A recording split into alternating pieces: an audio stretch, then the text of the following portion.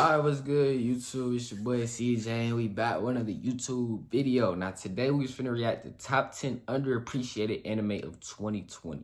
Now, some of these I may not have seen before. Some of these animes that may pop up, I've never probably seen before. But me personally, I enjoy every anime that I have watched. You feel me? Like, every anime, even some of the ones that nobody's for real watched, I can't even remember the name. But I enjoy every anime that I watch, even if they're like not mainstream or whatever. I mess with them all. There ain't no bad anime that I've watched for real. You know what I'm saying? Now, actually, in this video, I'm most likely just trying to find some animes that I can watch in the future. You know what I'm saying? Some you may want to watch in the future. You know what I'm saying? We gonna see. But we finna hop into this video. If you're new, like, comment, and subscribe. And yeah, I'm actually enjoying making these anime videos. No cap. They're very informative. You know what I'm saying?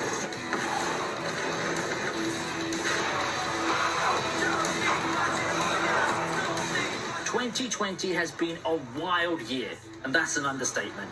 In the anime industry, however, it will forever be considered a year full of ups and downs. The industry is actually so strong right now with the plethora of sequels and great shows in one season alone. What a way to start off the decade, huh? As I often say though, this creates the inevitable situation where there are some shows that get overshadowed by the more hyped sequels or the series that seemingly grab the anime world by the neck and are the only ones that the community can talk about. This week we're running down some of the shows from 2020 that deserve more love than what they're getting at the time of writing this. Before we start, I'd like to encourage you to subscribe, and if you enjoy YouTube content, let's work together to hit that next milestone for this channel.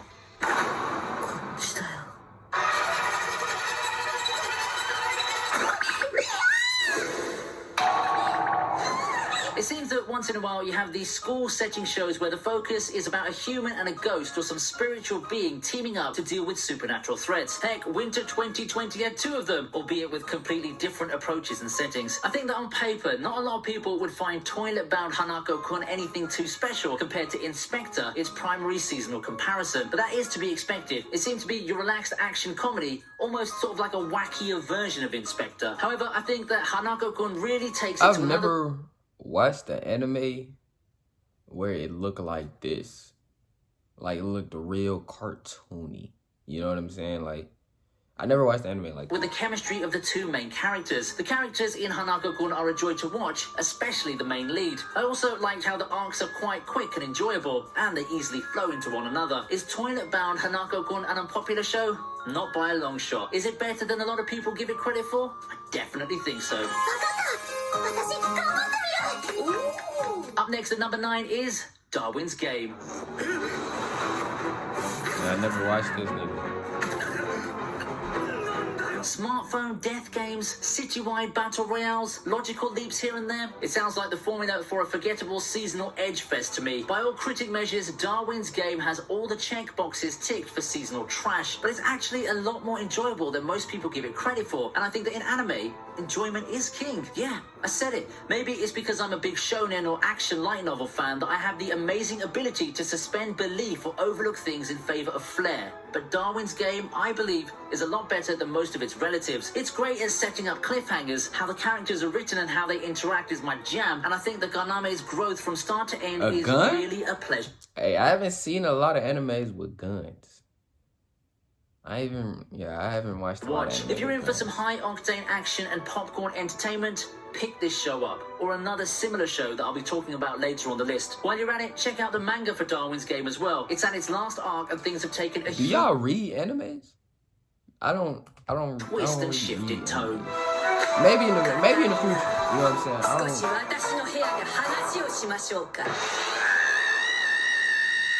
I'd consider this next one a kind of pioneer for the genre. My Next Life as a Villainess. The reincarnated as a villainess plot's pretty much become a genre now, but I think a lot of you had your first exposure to it through this anime. I personally had that experience too, and I have to say I enjoyed the whole ride with Katarina through and through. I don't know what the secret was. It could be the charming and charismatic characters. No cap, a lot of people don't really like animes that's like just like this. They like a lot of fighting animes. Now, fightings do be crazy, get you at your seat.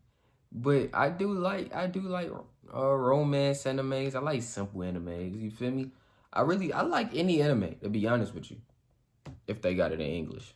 take on the isekai genre, being an otome reverse harem and all. It could even be me finding stakes in Katarina's quest to avoid bad endings. But whatever it is, there's a lot to like about this funny and entertaining series. The show got quite the following when it did air. However, once the season finished, not a lot of people really talk about it much anymore, which I think is a big shame. I won't say that the show's a masterpiece or anything like that, but I did think that it would be the flag bearer for the reincarnated as a villainess genre to start taking off into the somewhat mainstream. In a way, I think it has kind of done its job. Rank 7 in line is Fog Hill of 5 Elements. Ooh, now this looks tough.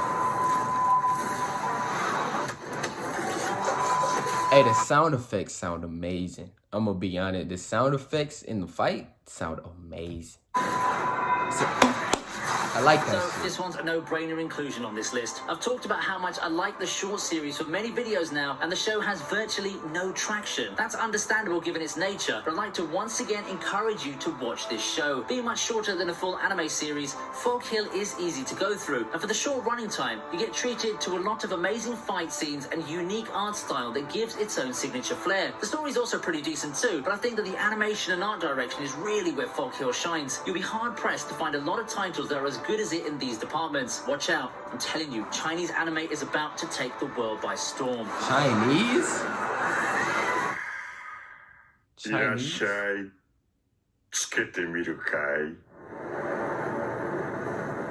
A Whisker Away is our 6th entry. A Whisker Away is one of the 2020 anime films that generated quite a bit of buzz when it was first announced. Then, circumstances forced it out of theaters. Then, I keep yawning. I don't know why, bro. And then it ended up being a one-and-done thing. Come to think of it, I thought that it would end up having a fate like this. I'm not saying that that's a bad thing, but I really think that without the messed up situation of the world at large, A Whisker Away could have been a lot better and definitely more popular. After watching it, I really don't mind that it's not on par with, say, Miyazaki or a Shinkai film. Leave the comparisons and the expectations aside, and A Whisker Away ends up being a whimsical and fantastic adventure into the beauty of magical love. It also helps that Mari Okada's at the helm, and I like her work generally speaking. It really makes me feel that it's a Disney film, but in anime form, with the way it looks and how the story flows. But with that being said, you should give this movie a watch if you haven't done so yet. Movie? It's a I don't really watch that will movies. provide a fun way for you to pass a weekend with the family or your loved one. Movies. At number 5, we have Gakushigoto. お父さんの隠し事は何ですか?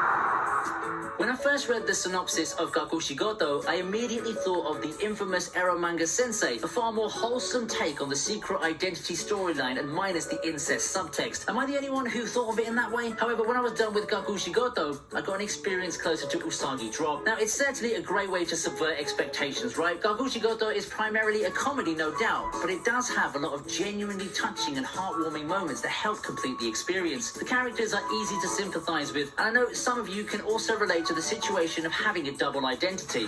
I know I certainly did. When Gakushigoto was airing, I didn't notice that much traction on the show, so I included it in here because I think it's severely underrated. Come in for the comedy, and you'll come out with some feels and some honestly dramatic and melancholic moments. Rounding out our pre-top 3 is Gleipnir at number 4. 僕の体はなぜかいつの間にかこの匂い What the hell? 人が Okay, so this is the show that I mentioned back in the Darwin's Game entry. Like Darwin's Game, Gleipnir deals with the idea of a survival game with gifted people gaining powers from a supernatural source. While I like the overall character designs for Darwin's Game more, Gleipnir has far better production values and a much darker tone and atmosphere. Just check out the top 10 fights video that I'll be linking up there and be amazed at how much effort's been put in this show's animation. Personally, I just like how all-in Gleipnir goes in its gritty survival premise. While Darwin's Game operates more like a traditional ensemble shonen, Gleipnir decides to skirt classic conventions and deal with more morally grey perspectives and a revenge storyline. The atmosphere is also darker and more of a mystery. While I stick to the belief that dark doesn't equal good, it works like a charm in Gleipnir. The only downer for the show, in my opinion, is its kind of nonsensical last episode, because they wanted to have a climax with the last boss fight, but the manga version of that fight is a bit far off from where the episode count ended. Taking advantage of the barren spring season, Gleipnir got some traction when it was airing. Hey, one of my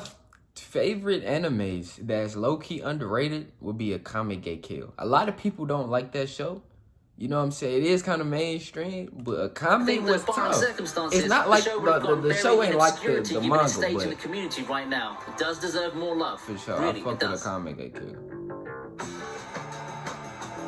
After going through the synopsis and getting the general feel of the series, I knew immediately where Dorohedoro would be in the anime popularity ladder, so to speak. Dorohedoro prides itself on its black comedy, crass humor, over-the-top violence and gritty atmosphere. It doesn't exactly tell the story of an underdog learning to survive the dog-eat-dog world like what Vinland Saga or other similarly dark shows would have done. For me, Dorohedoro didn't follow the traditional formula for mainstream success. However, I knew that with how all in it went on those mature themes and story execution, that it would find itself as an underrated gem by some people, kind of like a cult classic. And that's exactly what it became. In a season with Haikyuu and other shows with more mainstream appeal like Bofuri, Dorohedoro is probably at the exact spot where I expected it to land. Still, if you're up for some mature and wild entertainment, Dorohedoro might just be the hidden gem for you. Almost making it to the top, but not quite. Second place on the list goes to Decadence. Like Decadence. I know a lot of people have written it off as just another derivative of the Attack on Titan formula, but with the season's close, I really think that it's ascended and come to its own over the 4 months. Attack on Titan is legendary. I don't like that show is legendary. I'm gonna be honest. Understand why it doesn't seem as popular as something as good as it would warrant. The crisp and fluid visuals aside, I do admit that Decadence does take a while to kick things into a high gear. You've got the amazing fight in the opener that I talked about in a previous video, but it did turn out to have a pretty slow start. Overall, I like Decadence because of how original it feels. You can quickly tell that a lot of love and care has been put into crafting it. Its world building is good, the characters are fun to watch, and there are many themes that you wouldn't expect from this series at first glance. Stop sleeping on Decadence, guys. Standing at the top this time is Id Invaded. When Id Invaded came out, I was sure that it was going to be the hit of the season. Who doesn't love a cop show with a lot of psychological thriller elements? Not exactly too many people, it seems. Now, this isn't a knock on the show and its fan base, but for something that looked like Psycho Pass, I expected a bit more pull and fanfare coming in. I guess it's the comparisons, though, to the masterpiece that is Psycho Pass which makes Id Invaded unappreciated. Setting aside the comparisons, I believe that Id has a lot going on for itself in its own right. At its core, it's a pretty nice sci-fi mystery that could have pretended to be a serious live-action crime drama. It also has a lot of well-written characters that avoid or subvert the usual tropes that you see in the medium. So yeah, stop calling it a poor man's derivative of Psycho Pass and give Id Invaded a shot. It's definitely going to be worth your time. 2020's got a lot of hot stuff buried underneath the heavy hitters, right? No cap, I think that's the end of the video. No cap, I am going to watch some of these animes right after I get done with the one I'm doing. You know what I'm saying? I don't like to really jump over and over and over because then I'm probably not going to watch the one I started with. You feel me? But I hope you guys enjoyed. Like, comment, subscribe. I hope you find something new that you might like or might want to watch. You feel me? Or if you agreed with them on some of the list, if you already watched some of these. But I'm going to see you guys in the next video. And we out.